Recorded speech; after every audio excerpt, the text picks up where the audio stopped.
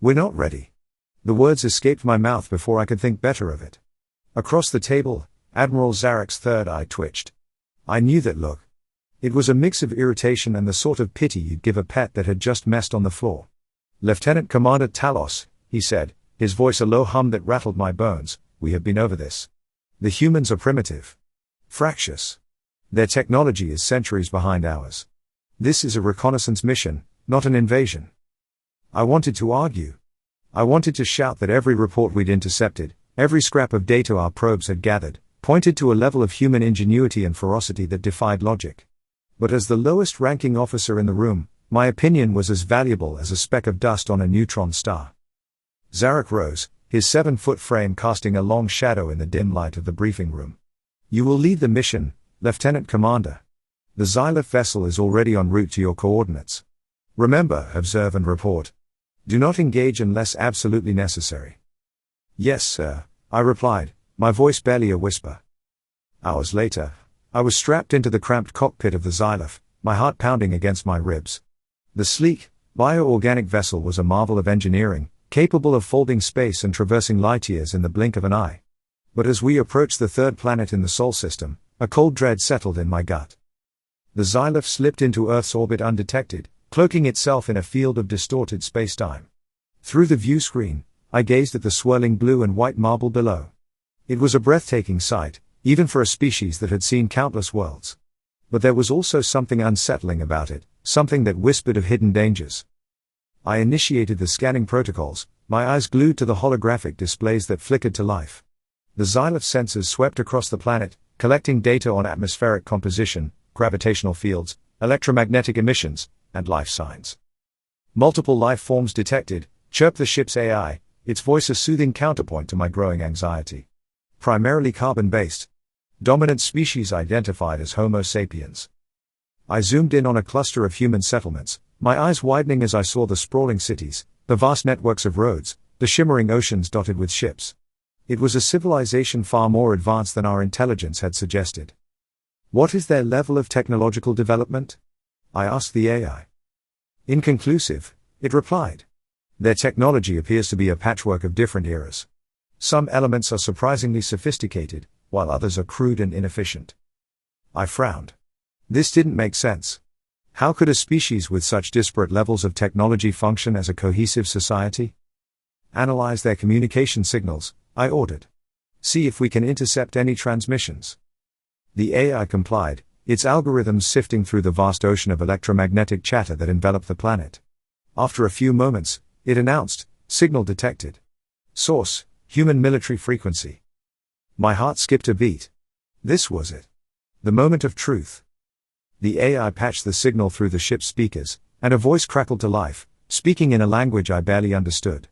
But thanks to the Xylith's real-time translation software, the words materialized in my mind as if they were my own. Bravo 6, this is Alpha 1. We have visual confirmation of multiple hostiles approaching from the east. Repeat, multiple hostiles. Requesting air support. Alpha 1, this is Bravo 6. Air support is on the way. Hold your position. Roger that, Bravo 6. Over and out. My mind reeled. Hostiles. Air support? What were they talking about? The AI helpfully provided a translation of the military jargon, but it only deepened my confusion. It appears they are engaged in some kind of conflict, it said. The references to air support suggest they possess aerial combat capabilities. I tapped a control panel, bringing up a detailed map of the area where the signal originated. A red dot blinked, marking the location of the transmission. Zoom in on that location, I said. The map expanded, revealing a vast desert landscape dotted with military installations. Tanks, armored vehicles, and soldiers swarmed across the terrain, their movements coordinated with clockwork precision. In the distance, I could see a squadron of fighter jets streaking across the sky, leaving trails of smoke in their wake. This is not a primitive society, I muttered to myself. This is a war zone. Lieutenant Commander, the AI's voice interrupted my thoughts, incoming transmission from High Command. I straightened in my seat, my pulse quickening. On screen, I said. Admiral Zarek's face materialized on the view screen, his third eye narrowed in what I could only describe as shock. Talos, he said, his voice a low growl, what is the meaning of this? We are receiving reports of multiple human military branches engaging in a full-scale conflict. What is happening down there? I took a deep breath, trying to organize my thoughts. Sir, I began, the situation is complicated. The humans are not as primitive as we believed. Their technology is varied, but they possess advanced weaponry and combat tactics. They have multiple military branches, each specializing in different forms of warfare. Zarek's third eye twitched again. Multiple branches? Explain. Yes, sir, I said. They have an army, a navy, an air force. Even a branch dedicated to fighting in space. They call it the Space Force. A moment of silence hung in the air, broken only by the soft hum of the Xyloph's engines. Then Zarek spoke, his voice barely a whisper. This changes everything. He paused, his brow furrowed in thought. Talos, he said finally, continue your observations. Gather as much information as you can about these military branches. We need to understand their capabilities, their motivations, their weaknesses. This is no longer a simple reconnaissance mission. This is a potential first contact scenario. Yes, sir, I replied, my mind racing. I turned back to the view screen, watching as the human war machines clashed in the desert below. I had been sent to observe a primitive society, but what I had found was a species on the brink of interstellar war. And the Xyloph, it seemed, was caught in the crossfire. As I watched the battle unfold, I noticed something strange. The human forces, despite their technological superiority, were not fighting to win. They were holding back, their movements cautious, their attacks measured. It was as if they were trying to contain the conflict, not escalate it. This puzzled me. Why would a species with such advanced weaponry and seemingly limitless aggression choose to restrain itself? Was it a tactical decision, a strategic maneuver? Or was there something more at play here, something deeper and more profound? I turned to the AI. Analyze the human's behavior, I said. Look for patterns, anomalies, anything that could explain their actions. The AI complied, its algorithms sifting through the vast ocean of data it had collected. After a few moments, it spoke. Interesting, it said. The humans appear to be adhering to a strict set of rules and regulations. Their military actions are constrained by ethical considerations, legal frameworks, and political pressures. I frowned. Ethical considerations? Legal frameworks? What does that mean? The AI paused, as if searching for the right words. It means they have a moral code, it said finally.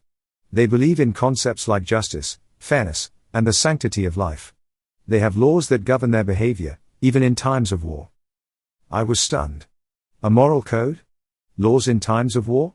This was unheard of in the Xyloph Empire. Our wars were brutal, unyielding conflicts fought for survival and dominance. We had no qualms about using any means necessary to achieve victory, no matter the cost.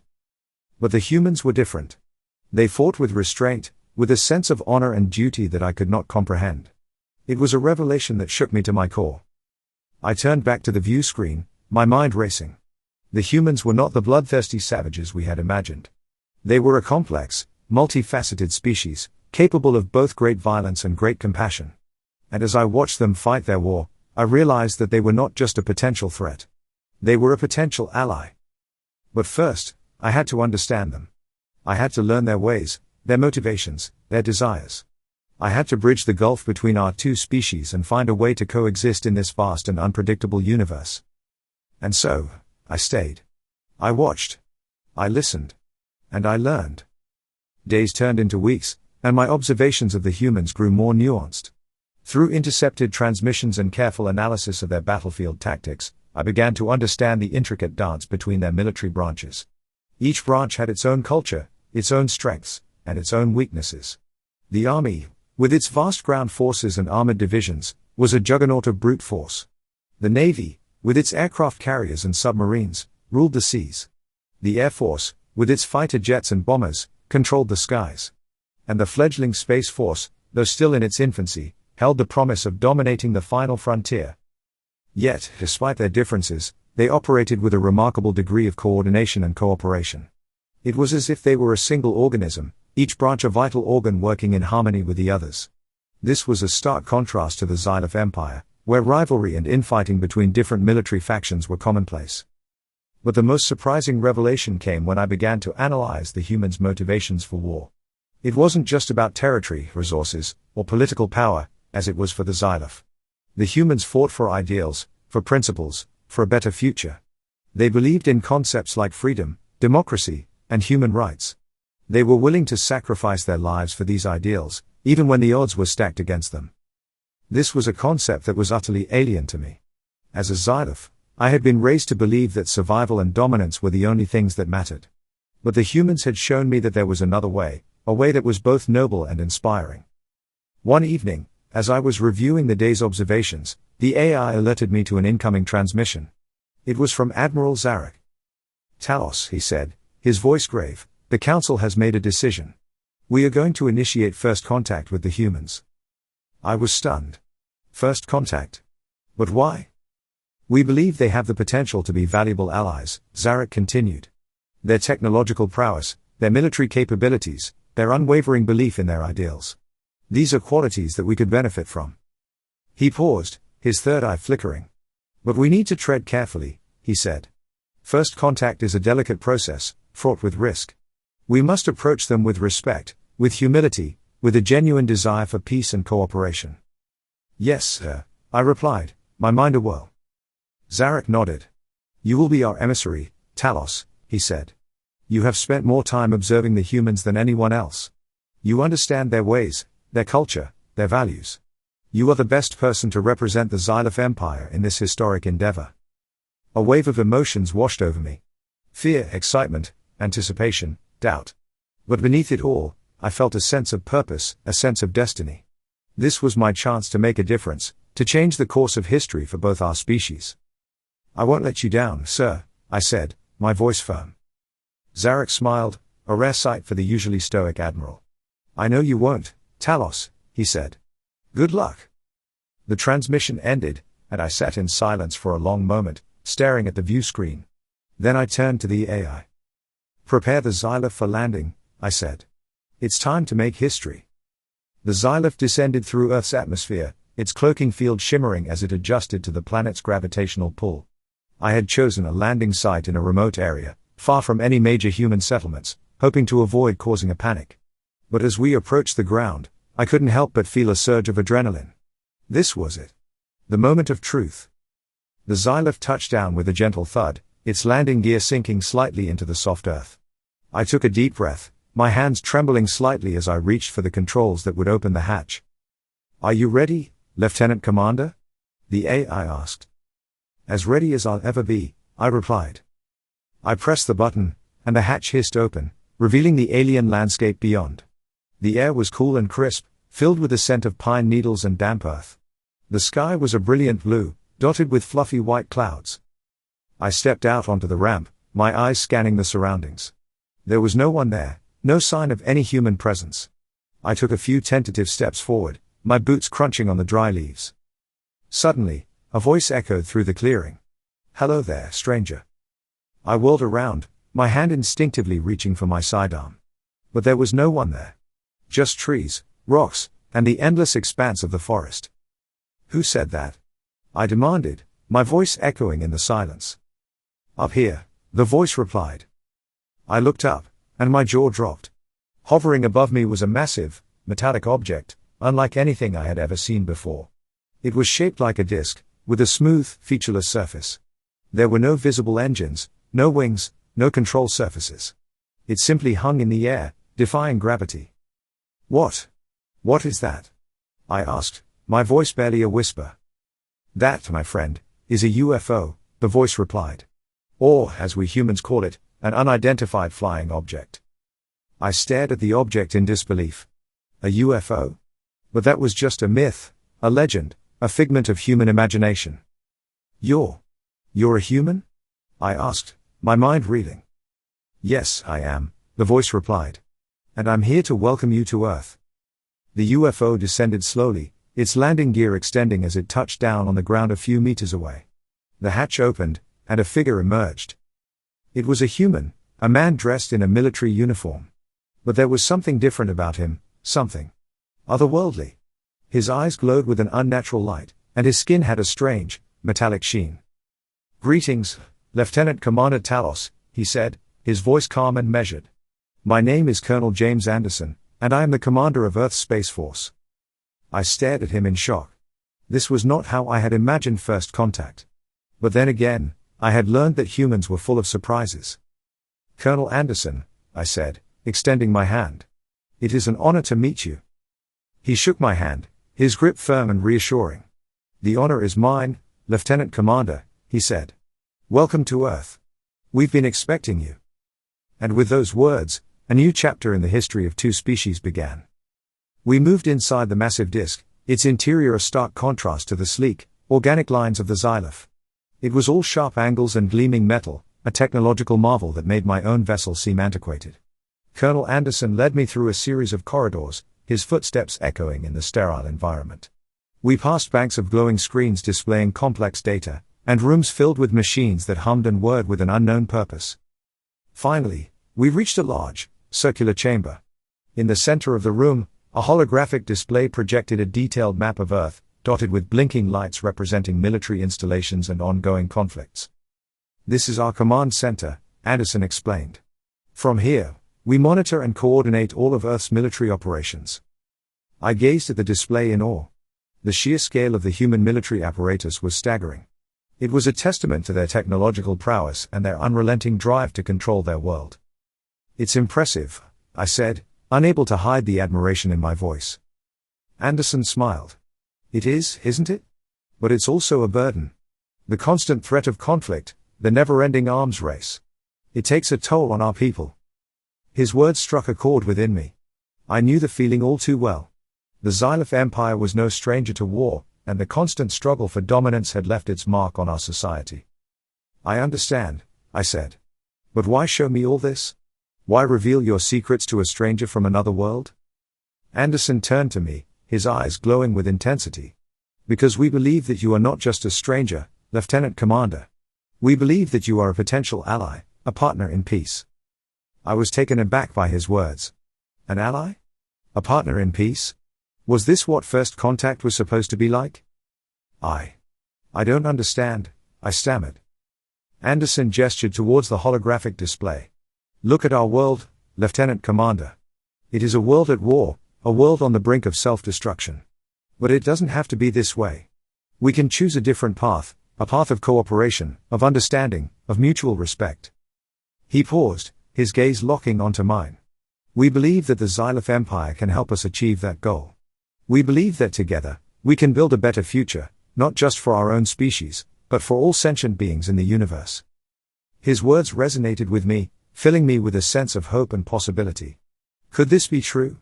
Could the Xyloph and the humans, two species so different, so alien to each other, find common ground and work together towards a brighter future? I want to believe that, I said, my voice barely a whisper. Anderson smiled. Then let us take the first step towards that future, Lieutenant Commander. Let us begin a dialogue, a conversation that could change the course of history. He extended his hand, and I took it without hesitation. In that moment, I knew that the fate of two worlds rested in our hands. And I was determined to make sure that it was a fate filled with peace, prosperity, and hope. As the days passed, I found myself immersed in a whirlwind of human culture and technology. Colonel Anderson became my guide, introducing me to the wonders of Earth. We toured bustling cities, tranquil countryside, and even ventured into the vast emptiness of space, where I marveled at the human ingenuity on display in their orbiting platforms and lunar bases. But it wasn't just the technology that fascinated me. It was the humans themselves.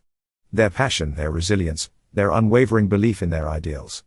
I learned about their history, their struggles, their triumphs. I witnessed their compassion, their generosity, their willingness to help those in need. And as I spent more time with them, I began to question my own beliefs, my own assumptions about the universe. The Xyloph Empire had always been driven by a relentless pursuit of power and dominance. But the humans had shown me that there was another way, a way that was based on cooperation, empathy, and mutual respect.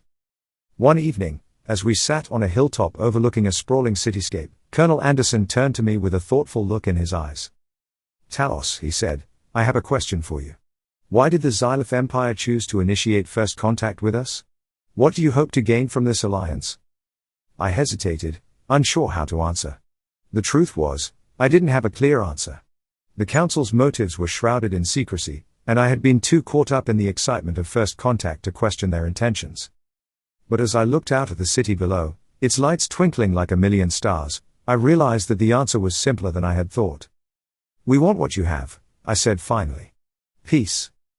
Anderson raised an eyebrow, surprised by my answer. "Peace?" he repeated. "But the Xyloph Empire is known for its military might, its conquest of other worlds. Why would you seek peace with a species you could easily dominate?" I shook my head. "That is the old way, Colonel Anderson. The way of conflict, of aggression, of endless war. But we have seen the cost of that path. It has led us to the brink of destruction, time and time again." I paused, gathering my thoughts. "We have come to realize that peace is not a weakness, but a strength. It is the foundation upon which a truly great civilization can be built. And we believe that the humans, with your compassion, your resilience, your unwavering belief in your ideals, can teach us how to achieve that peace." Anderson was silent for a long moment, his gaze fixed on the horizon. Then he turned to me, a warm smile spreading across his face. "I think you're right, Talos," he said. "I think we can learn a lot from each other. And I believe that together, we can build a future that is brighter than anything we could have imagined alone." He extended his hand, and I took it, my heart swelling with hope. In that moment, I knew that the Xyloph and the humans were not just allies. We were friends. And together, we would embark on a journey that would change the course of history forever. As our unlikely friendship deepened, a bold plan began to take shape. We envisioned a joint task force, comprising the best and brightest from both the Xyloph and human militaries. This unified force would not be aimed at conquest, but at peacekeeping, at mediating conflicts across the galaxy, at upholding the values of justice and compassion that we both held dear. The idea was met with resistance, both on Earth and back on Xyloph Prime. Many in the Xyloph High Command saw humans as inferior, a species to be exploited, not partnered with. On Earth, some feared the unknown, the potential dangers of aligning with an alien race whose motives were not entirely clear. But Anderson and I were unwavering in our belief. We knew that this was the only way forward, the only chance for a peaceful and prosperous future. We lobbied tirelessly, presented our case with passion and conviction, and slowly but surely, the tide began to turn. After weeks of intense negotiations, the Joint Galactic Task Force was officially established. It was a historic moment, a turning point in the relationship between our two species. As the commander of the task force, I felt an immense weight of responsibility on my shoulders. But I was also filled with a sense of pride and purpose. Our first mission was to intervene in a long-standing conflict on a distant planet. Two warring factions, both armed with advanced weaponry, had been locked in a stalemate for decades. Countless lives had been lost, and the planet itself was on the brink of ecological collapse. The task force arrived in orbit, our ships cloaked in the same technology that had allowed the Xyloph to reach Earth undetected. We deployed ground troops, a mix of Xyloph warriors and human soldiers, to establish a ceasefire and initiate peace talks. At first, the warring factions were resistant, suspicious of our motives. But through patience, diplomacy, and a demonstration of our combined strength, we were able to convince them to lay down their arms and come to the negotiating table.